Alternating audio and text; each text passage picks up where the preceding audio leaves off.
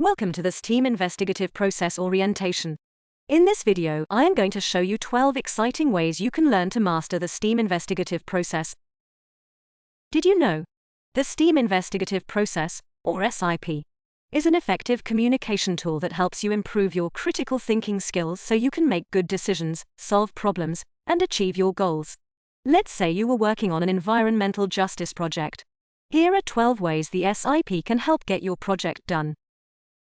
Example number 1. Research. You can use the SIP to begin researching specific socio-economic conditions affecting your community's ecosystem. This could include issues like pollution, waste management, habitat destruction, or resource depletion. Example number 2. Community mapping. You can use the SIP to create a map of your community. The SIP can help you identify key areas that are most impacted by conditions that cause positive and negative effects. This could include polluted water bodies, areas with high waste accumulation, or newly discovered locations with endangered wildlife. Example number 3. Local agencies and organizations. You can use the SIP to research local government agencies, non-profit organizations, and community groups that are already working on environmental conservation and restoration projects. These groups often have valuable resources, data, and expertise that can be leveraged. Example number 4. Educational institutions. You can use the SIP to contact local colleges, universities, and technical schools that offer environmental science programs.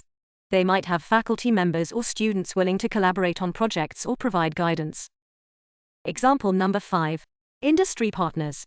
You can use the SIP to identify industries operating in your community that may have an impact on the ecosystem. Reach out to them to understand their environmental initiatives and explore potential collaboration. Example number 6. Community experts. You can use the SIP to seek out experts within your community who have knowledge in environmental science or related fields.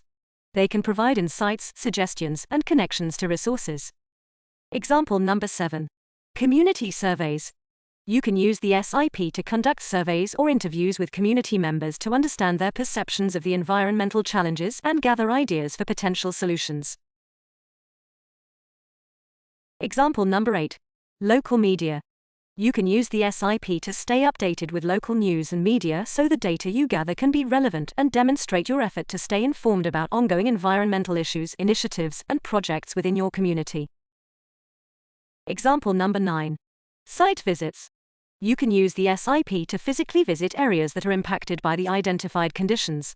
Take notes, pictures, and gather data on the extent of the problem. Example number 10. Networking. You can use the SIP to attend local environmental events, workshops, and seminars to connect with professionals, activists, and enthusiasts who are passionate about ecosystem conservation. Example number 11. Online resources. You can use the SIP to utilize online platforms, social media, and websites of relevant organizations to access information, reports, and data related to the identified conditions. Example number 12. Government regulations. You can use the SIP to research existing regulations and policies related to environmental protection in your community. This can help you understand the legal framework for addressing the identified issues. Now it's time to craft your own SIP. Consider this. Once you've created your own unique STEAM investigative process, you can collaborate with others to make decisions, take action, and create impact solutions that address the socio-economic conditions impacting your community's ecosystem. Now you are ready to play. Community on demand.